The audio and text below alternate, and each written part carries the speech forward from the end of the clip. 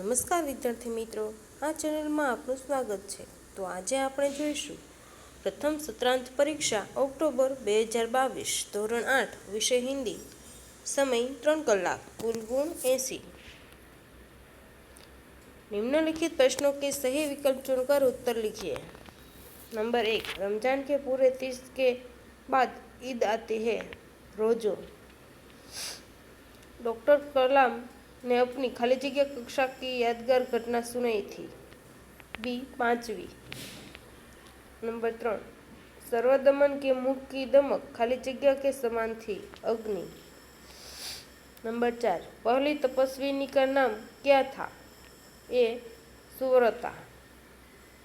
Number 5, मंत्री चूड़ामणि की दुहिता का नाम ममता था. निम्नलिखित रिक्त स्थानों की प्राप्ति कीजिए. नंबर 1, राकेश शर्मा प्रथम भारतीय खाली जगह थे. अंतरिक्ष यात्री. नंबर 2, सफलता प्राप्त करने के लिए यह जरूरी है कि हम निरंतर खाली जगह अर्जित करते रहे. ज्ञान. नंबर 3, तेरा नाम कृषियों खाली जगह रखा है सो ठीक रही है. सर्वदमन.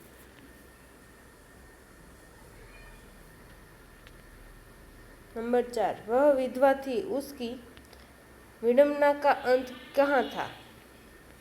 नंबर 5, स्वर्ण का पीलापन उस सुनहरी संध्या में विकीर्ण होने लगा. सही व्याख्यान चुनकर पूरा वाक्य फिर से लिखिए.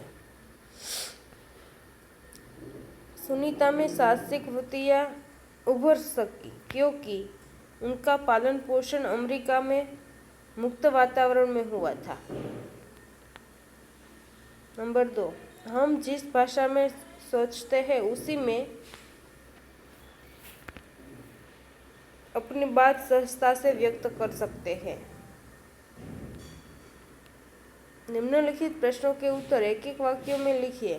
नंबर 1, रोजे के दिन मुसलमान क्या करते हैं.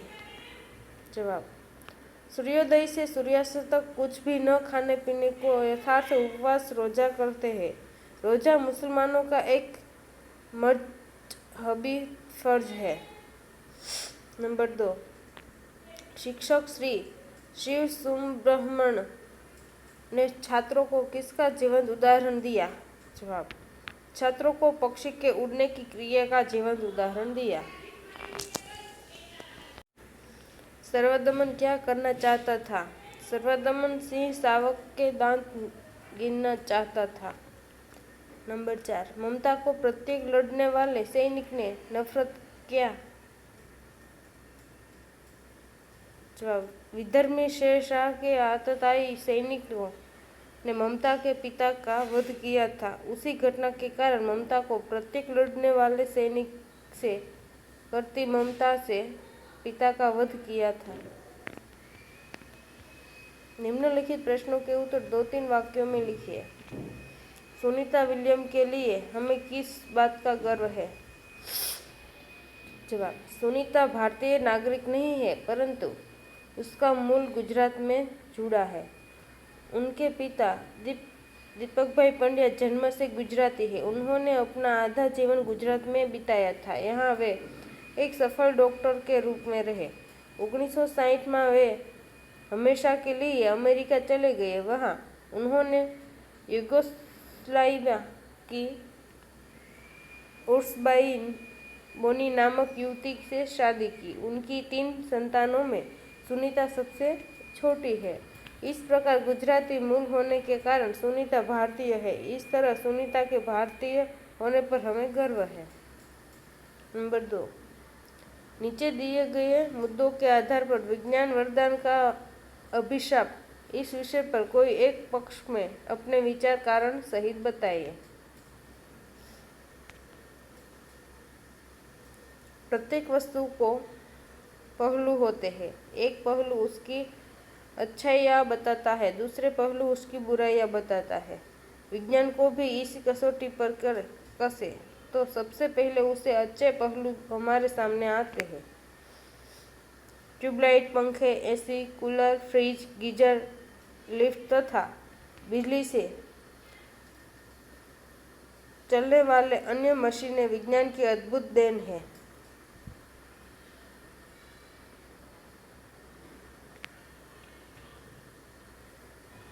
आगे का आप यहाँ पे पढ़ सकते हैं।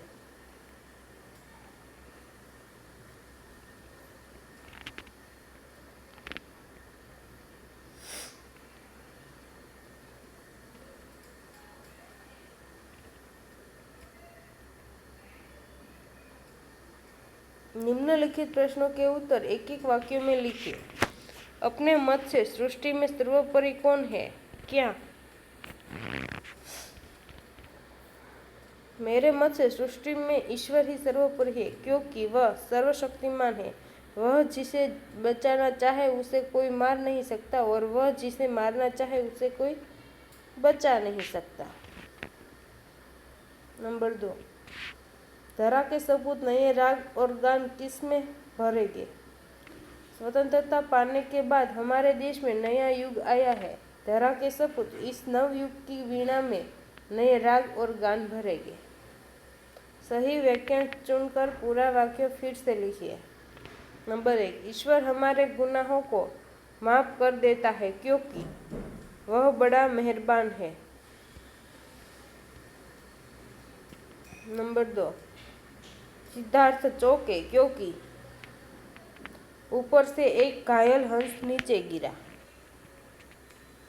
निम्नलिखित प्रश्नों के उत्तर सविस्तर लिखिए। कवि धरा के अमर सपूतों से क्या चाहते हैं? जवाब, सदियों की गुलामी के बाद हमारे देश को स्वतंत्रता मिली है। कवि चाहते हैं कि देश के युवक स्वतंत्रता के बाद देश का निर्माण करें।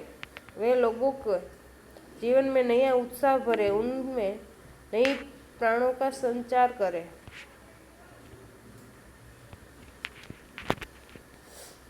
नंबर 2, माँ से कहानी चुनकर पुत्र ने क्या निर्णय सुनाया?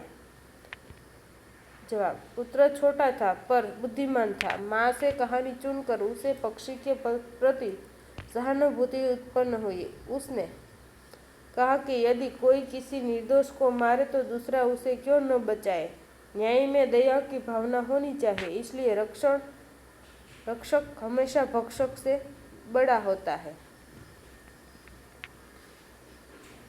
निम्नलिखित मुहावरे का अर्थ देकर वाक्य में प्रयोग कीजिए। हैजे की भेंट होना, हैजे की बीमारी से मर जाना। वाक्य, हर साल हजारों लोग हैजे की भेंट हो जाते हैं।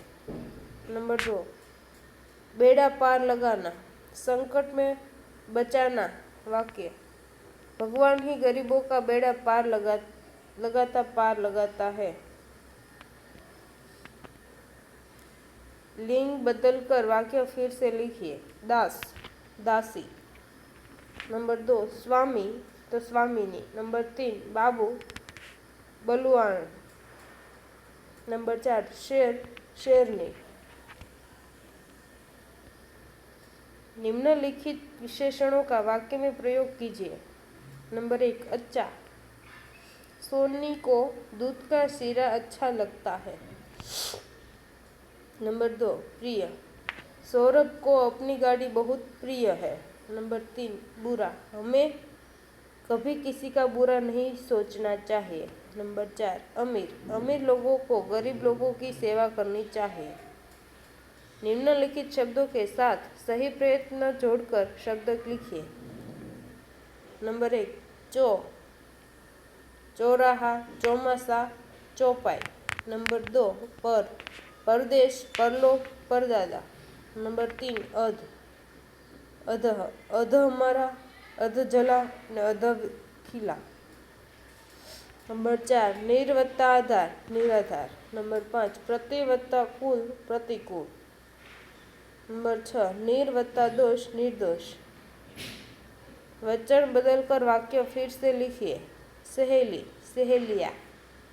नंबर 2, कहानी, कहानियाँ। निम्नलिखित परिच्छेदों को पढ़कर नीचे दिए गए प्रश्नों के उत्तर कीजिए।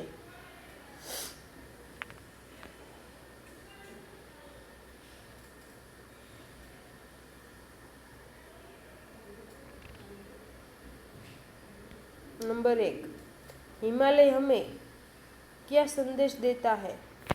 जवाब, हिमालय हमें यह संदेश देता है कि हम अपने निश्चित मार्ग पर डगे रहे। यदि हम अपने प्रण और पथ पर टिके रहेंगे तो हमारी सभी इच्छाएं पूरी हो जाएगी, यहाँ तक कि हम असंभव को भी संभव कर सकेंगे। नंबर 2, मुसीबत आने पर हमें क्या करना चाहिए?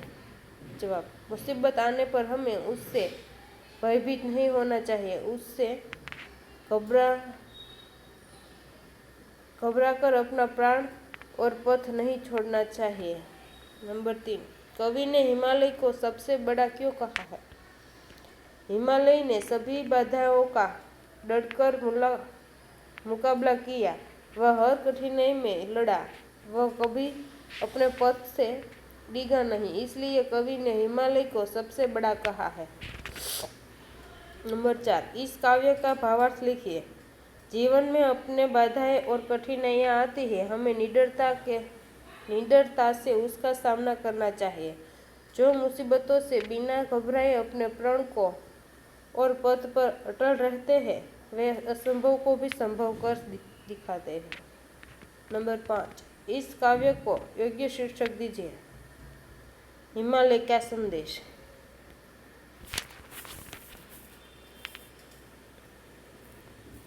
चार चोरों का मिलकर धन चुराया बंटवारा करने के लिए जंगल में जाना, नीयत बिगड़ना, मिठाई में जहर मिलाना, इधर जंगल में डालते ही युक्ति, हाथ मुंह धुलाने के लिए दोनों को कुएं पर ले जाना, मर जाना सीख। जैसा करोगे वैसा पाओगे अथवा जैसी करनी वैसी भरनी। एक रात चार चोर ने मिलकर एक सेठ के घर में चोरी की। चोरी में उन्हें बहुत सा धन मिला। उस धन का बंटवारा करने के लिए वे जंगल में गए। चारों को बहुत जोर की भूख लगी थी। सुबह होने ही वाली थी। उनमें से दो चोर मिठाई खरीदने के लिए शहर की ओर रवाना हुए। रास्ते में उन दोनों की नीयत बिगड़ गई। उन्होंने सोचा कि जंगल में बैठे हुए दोनों चोरों को मारकर सारा माल हम हजम कर ले। इस इरादे से उन्होंने मिठाई खरीदकर उसमें से कुछ खाई और बाकी बची हुई मिठाई से जहर मिला दिया। आगे की कहानी आप यहाँ पे पढ़ सकते हैं। सीख, जो जैसा करता है उसे वैसा ही फल मिलता है। बुरे काम का परिणाम बुरा ही होता है। निम्नानुसार पत्र लिखिए। नंबर 1, देश की उन्नति, विकास एवं रक्षा के लिए आप क्या बनना चाहोगे? किसान या सैनिक? कारण सहित अपने मित्र को पत्र लिखिए। 15, सुयोग बोरीवली, मुंबई 40066, 6/10/2013। प्रिय मित्र राज, सप्रेम नमस्ते। बहुत दिनों बाद तुम्हारा पत्र आया। चित्रकला प्रतियोगिता में प्रथम पुरस्कार मिलने पर तुम्हें ढेर सारी बधाइयाँ। पत्र में तुमने पूछा है किसान या सैनिक बनने के बारे में तुम्हारी पसंद क्या है? बड़ा टेढ़ा सवाल है, क्योंकि हमारे देश में किसान और सैनिक दोनों का महत्व है। यदि जवान राष्ट्र का रक्षक है तो किसान हमारा अन्नदाता है। फिर भी मैं तो किसान बनना ही पसंद करूँगा। आगे का पत्र आप यहाँ पढ़ सकते हैं।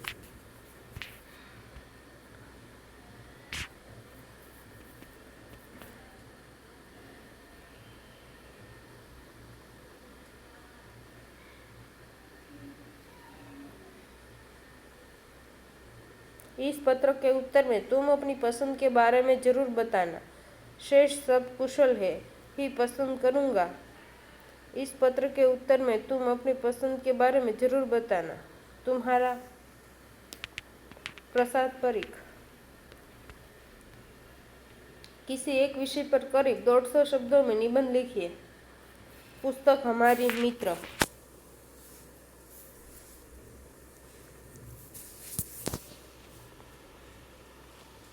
पुस्तक के हम सभी की मित्र है। जीवन में मित्र या सखी का जितना महत्व है उतना ही हमारे जीवन में अच्छी पुस्तकों का महत्व है। पुस्तकें हमें जीवन जीने का मार्ग दिखाती है।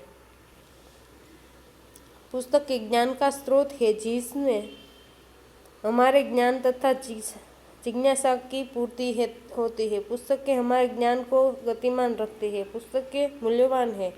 पुस्तक पढ़ने से जो ज्ञान मिलता है उससे हमारा जीवन सुंदर बनता है। हमें जीवन को आबाद बनाने में पुस्तकें सहायरूप होती है। अच्छी पुस्तकें पढ़ने से हमें बहुत लाभ होते हैं।